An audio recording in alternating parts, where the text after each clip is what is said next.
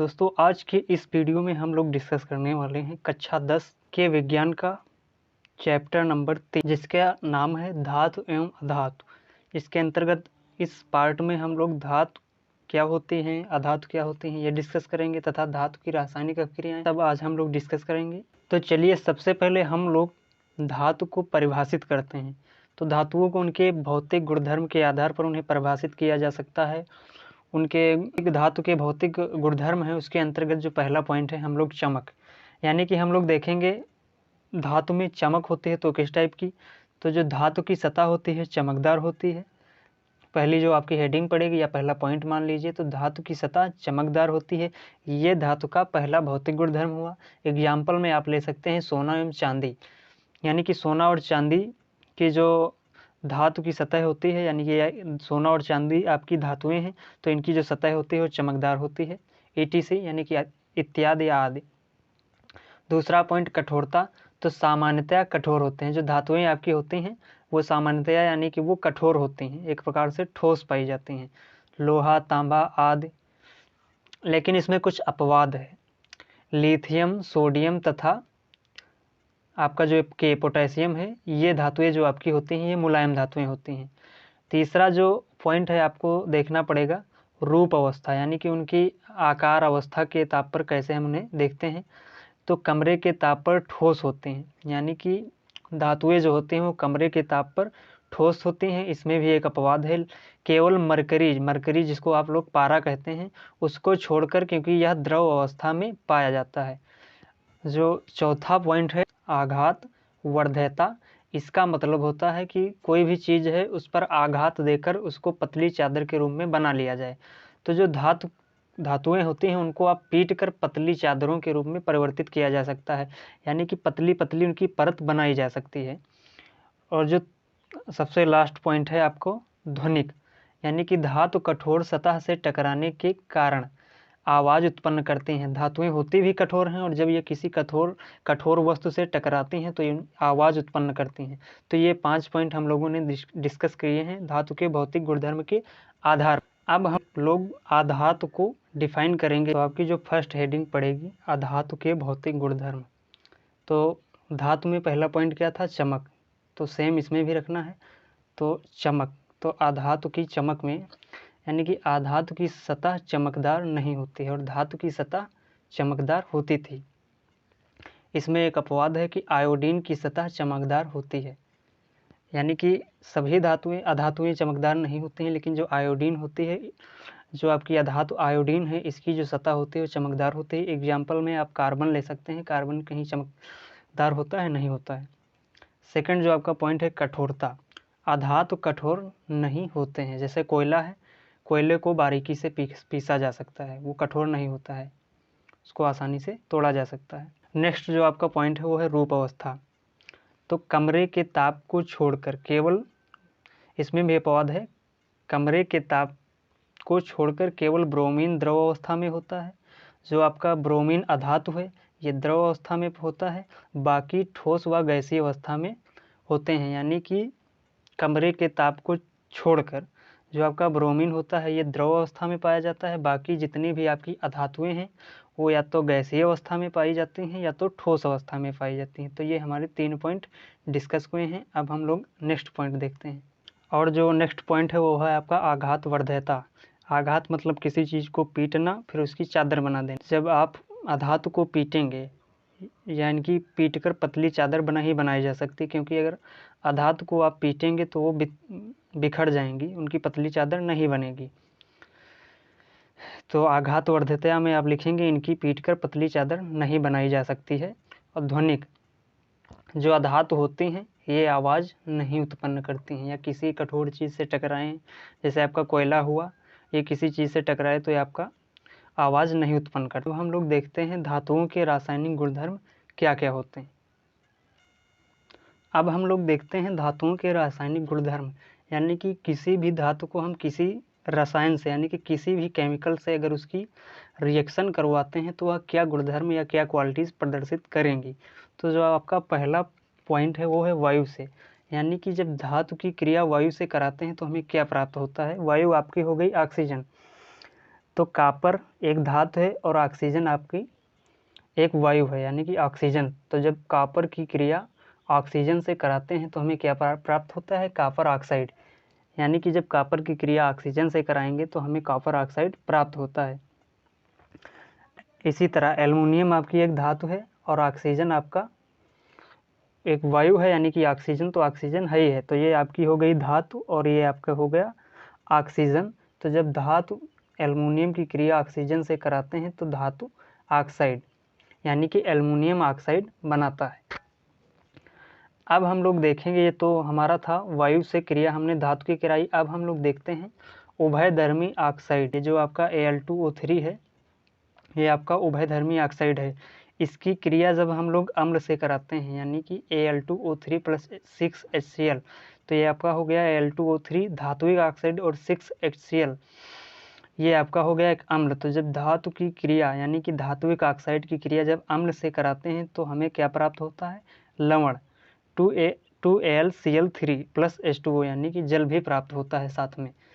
तो इस प्रकार हमने देखा कि धातु की क्रिया अम्ल से कराने पर हमें लवण की प्राप्ति होती है। अब हम लोग देखते हैं जब धात्विक ऑक्साइड की क्रिया क्षार से कराएंगे तो हमें क्या प्राप्त होगा? तो Al2O3 सेम कंडीशन, हमने इसमें भी धात्विक ऑक्साइड Al2O3 को ही माना है और NaOH आपका एक क्षारक हो गया। तो जब धात्विक ऑक्साइड Al2O3 की क्रिया NaOH के क्षारक के साथ कराते हैं तो हमें लवण प्राप्त होता है 2NaAlO2 + H2O। तो ये आपका एक लवण हुआ और जल की प्राप्ति होती है। अब हम लोग डिस्कस करेंगे थर्ड पॉइंट में जल के साथ, यानी कि जब धातु की क्रिया जल के साथ कराते हैं तो हमें कौन सा प्रोडक्ट प्राप्त होता है? तो Na आपकी एक हुई धातु और H2O आपका हुआ एक जल। तो H2O जल होता ही है। तो जब धातु की क्रिया Na की क्रिया H2O के साथ कराते हैं तो हमें प्राप्त होता है NaOH सोडियम हाइड्रोक्साइड, या आप कह सकते हैं NaOH जो आपका है ये एक क्षारक है, प्लस साथ में हमें हाइड्रोजन की प्राप्ति होती है। तो इस प्रकार हमने थर्ड पॉइंट में डिस्कस किया कि जब धातु की क्रिया जल के साथ कराते हैं तो हमें सोडियम हाइड्रोक्साइड या कह सकते हैं क्षारक की प्राप्ति होती है। जो आपका चौथा पॉइंट है अम्ल के साथ, Fe आयरन आपकी एक धातु है और HCl आपका एक अम्ल है। तो जब धातु की क्रिया अम्ल के साथ कराते हैं तो FeCl2 + H2 की प्राप्ति होती है। अब जो हम नेक्स्ट पॉइंट देखेंगे 5वां नंबर, धातुओं की अन्य धातु लवणों के साथ क्रिया। Fe आपका धातु है, ये आपकी हो गई A धातु और CuSO4 आपका एक लवण हुआ। तो जब धातु A की क्रिया CuSO4 से कराते हैं तो जो आपका ये Fe होता है ये Cu को रिमूव कर देता है और अपना स्थान यहाँ पर ले लेता है। तो जब Fe की क्रिया CuSO4 से कराते हैं तो यहाँ पर आपका Fe हो जाएगा और Cu ये आपकी धातु भी बन जाएगी। तो FeSO4 आपका एक लवण हुआ और Cu ये आपकी धातु B बन गई। अब हम लोग देखेंगे सक्रियता श्रेणी क्या होती है, यानी कि धातुओं की सक्रियता श्रेणी क्या होती है। तो वह सूची जिसमें धातुओं को क्रियाशीलता के आरोही क्रम में रखा गया है उसे हम लोग सक्रियता श्रेणी कहते हैं। यानी कि ये आपकी जो है धातुएं हैं तो इनकी क्रियाशील यानी कि जो अधिक क्रियाशील धातु है वो आपके सबसे फर्स्ट पॉइंट पर है। यानी कि जब हम सारणी में नीचे से ऊपर की ओर बढ़ेंगे, यानी कि जो आपकी ये सक्रियता श्रेणी है या सूची है, जब हम इसमें धातु में नीचे से ऊपर की ओर बढ़ेंगे तो जितने भी धातु हैं उनकी क्रियाशीलता बढ़ती चली जाएगी 1/1। यानी कि जैसे मान लीजिए Pb लेड आपका हुआ सीसा, यानी कि जब सीसा से ऊपर पढ़ेंगे आयरन तो सीसा से आयरन की यानी कि लेड से आयरन की क्रियाशीलता अधिक होगी। फिर जब आयरन से Zn में पहुंचेंगे तो Zn की क्रियाशीलता अधिक होगी। फिर जब Zn से एल्युमिनियम में पहुंचेंगे तो एल्युमिनियम की क्रियाशीलता अधिक होगी। इसी प्रकार हम लोग देखते हैं। तो ये आपका जो फर्स्ट पॉइंट हुआ, यहाँ पे जो धातु हैं, जब धातु की सक्रियता श्रेणी में नीचे से ऊपर की ओर जाएंगे धातुओं की क्रियाशीलता बढ़ेगी।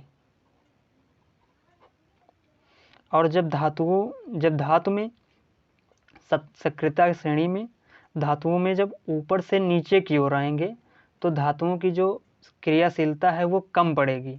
यानी कि मान लीजिए सबसे क्रियाशील धातु आपकी क्या है, पोटेशियम। पोटेशियम एक अत्यधिक क्रियाशील धातु है। तो जब उससे नीचे आए तो Na उससे कम क्रियाशील धातु हो गई।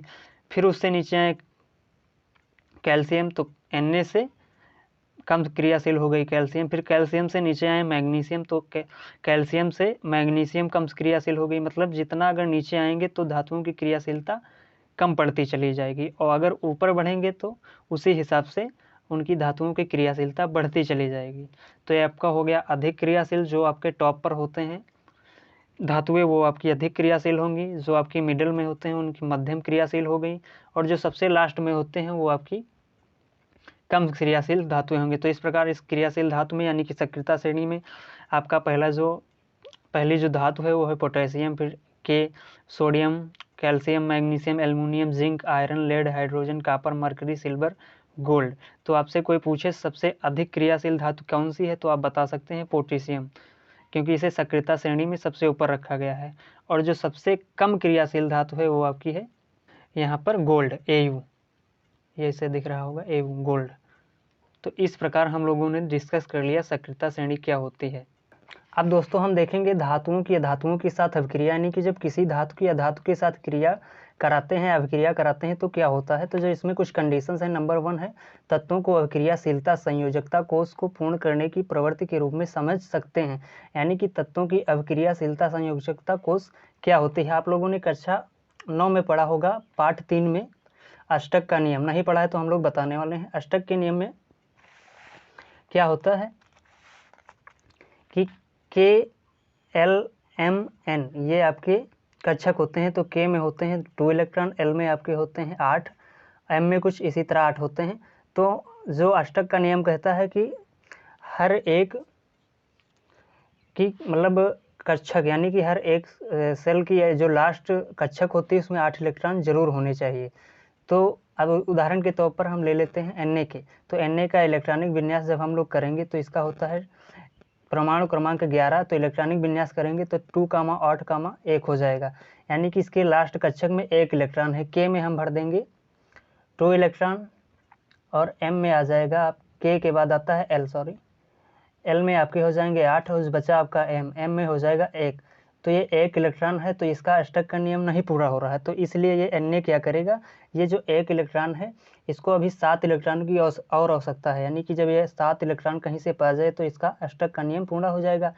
लेकिन 7 इलेक्ट्रॉन पाने के लिए इसको बहुत अत्यधिक ऊर्जा होनी चाहिए, तभी ये 7 इलेक्ट्रॉन को अपनी ओर आकर्षित कर सकता है। लेकिन ऐसा किसी सेल या किसी कक्षक में है नहीं कि वो 7 इलेक्ट्रॉनों को अपनी ओर आकर्षित करे। तो इसलिए ये 7 इलेक्ट्रॉन अपनी ओर आकर्षित नहीं कर सकता। तो ये जो इसका एक लास्ट इलेक्ट्रॉन है ये किसी और को दान दे देगा।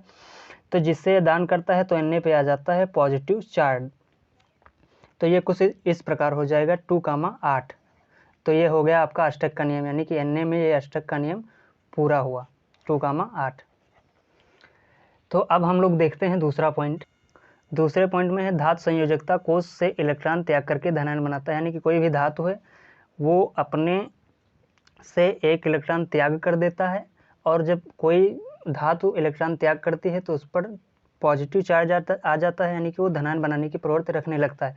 थर्ड पॉइंट है अधातु संयोजकता कोष में इलेक्ट्रॉन ग्रहण करके ऋणायन बनाते हैं। लेकिन यानी कि आपका हुआ आधातु जो होते हैं वो इलेक्ट्रॉन ग्रहण करने की प्रवृत्ति रखती हैं। जब इलेक्ट्रॉन ग्रहण करती हैं तो इन पर माइनस चार्ज आ जाता है। चौथा जो है ऐसे यौगिक जो इलेक्ट्रॉन के आदान प्रदान द्वारा बनते हैं उन्हें आयनिक यौगिक कहते हैं। आपसे कोई पूछे आयनिक यौगिक क्या होते हैं, तो वे यौगिक जो इलेक्ट्रॉनों के आदान प्रदान द्वारा बनते हैं। एक उदाहरण से हम लोग समझते हैं, इसको मान लीजिए NaCl। तो Na पर पॉजिटिव चार्ज होता है, Cl पर माइनस। ये कैसे NaCl, Na पर पॉजिटिव चार्ज होता है, Cl पर माइनस। ये कैसे होता है, क्योंकि Na का जो अष्टक पूरा होता है इसमें जो लास्ट सेल में 1 इलेक्ट्रॉन बचता है ये क्लोरीन को दे देता है, जिससे ये पॉजिटिव में रहता है, और क्लोरीन ये ग्रहण करता है इलेक्ट्रॉन, तो ये हमेशा निगेटिव में रहता है। इस प्रकार हम कह सकते हैं इलेक्ट्रॉनों के आदान प्रदान से जो यौगिक बनते हैं उन्हें हम लोग आयनिक यौगिक कहते हैं। तो दोस्तों वीडियो अच्छी लगी हो तो लाइक करें, वीडियो के लास्ट तक बने रहिए। मैं कुछ नोट्स आपको प्रोवाइड करा रहा हूँ, आप वहाँ से स्क्रीनशॉट लेकर के अच्छे से उन्हें बना सकते हैं, नोट्स तैयार कर सकते हैं। तो मिलते हैं दोस्तों नेक्स्ट वीडियो में।